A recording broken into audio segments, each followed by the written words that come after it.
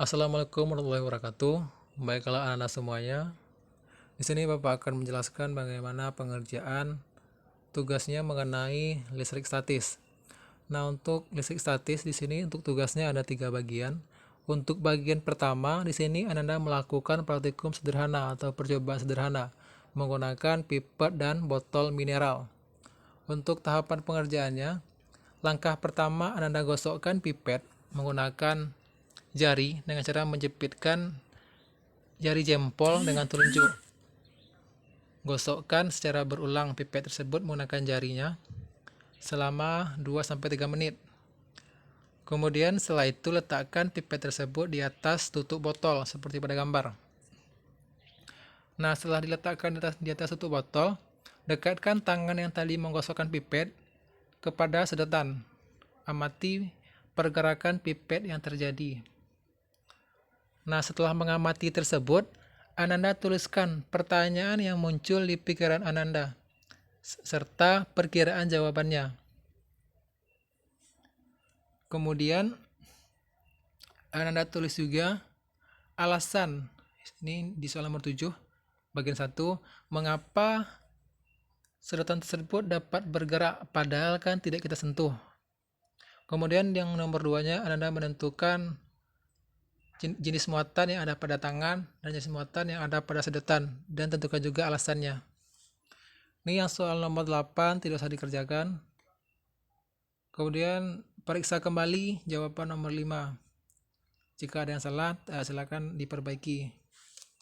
Nanti tidak hanya berpaku pada materi singkat ini, Anda juga nantinya harus pahami dulu materi listrik statis pada buku paketnya.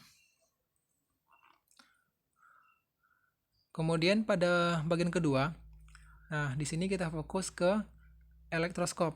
Seperti yang kita ketahui, elektroskop berfungsi untuk menentukan jenis muatan listrik. Nah, silakan nanti Anda baca materi singkatnya. Kemudian silakan isi kata rumpang ini, kata yang rumpang. Tentukan di sini apa jawabannya. Di sini ada 2 buah.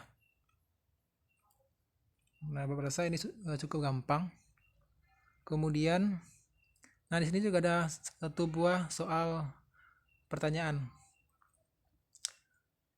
Nah, di sini diketahui ada Q1, ada Q2, ada jaraknya. Nah, Anda disuruh menghitung gaya kolomnya. Ini rumusnya seperti yang sudah ada di LKPD-nya. F sama dengan K. K ini merupakan ketetapan 9 kali 10 pangkat 9 nm kuadrat per kolom kuadrat. Nah, tinggal Anda masukkan ini Q1-nya berapa, dikali Q2-nya berapa per R kuadrat. Nah, dirumuskan untuk R menggunakan satuan meter. Jarak menggunakan satuan meter. Sedangkan di soal menggunakan satuan sentimeter. Berarti sebelum Anda jumlahkan atau hitung, rubah dulu sentimeter ini 2 cm menjadi meter. Barulah nanti Anda bisa mendapatkan hasilnya. Kemudian bagian ketiga, untuk tugasnya di sini Anda menentukan keterangan gambar. Di sini pada gambar sudah ada nomor-nomornya 1 sampai 5. Anda tentukan nama bagiannya pada sel saraf serta fungsinya. Kemudian, nah ini ada pertanyaan analisa. Nah, ketika tangan Anda terjepit, tentu kita akan merasakan sakit. Nah, nanti Anda jelaskan kenapa kita bisa merasakan sakit. Jelaskan mekanisme pada tubuh kita terkait dengan sel saraf sehingga kita dapat merasakan sakit. Kemudian pada bagian hewan penghasil listrik, nah di sini ada tabel.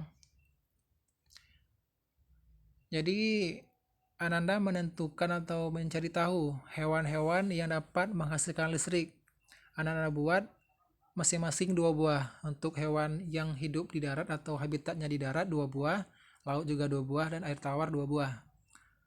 Selanjutnya Ananda pilih salah satu dari hewan tersebut. Kemudian Anda jelaskan bagaimana mekanisme atau proses sehingga hewan tersebut dapat menghasilkan listrik atau dapat menyengat lawannya. Nah, barulah bagian terakhir di sini juga ada ulangan harian.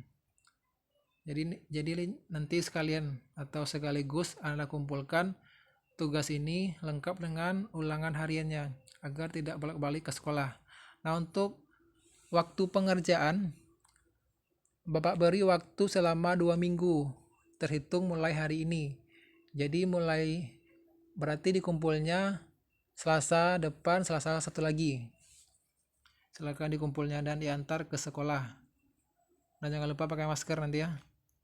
Mungkin hanya itu. Bapak akhiri. Assalamualaikum warahmatullahi wabarakatuh.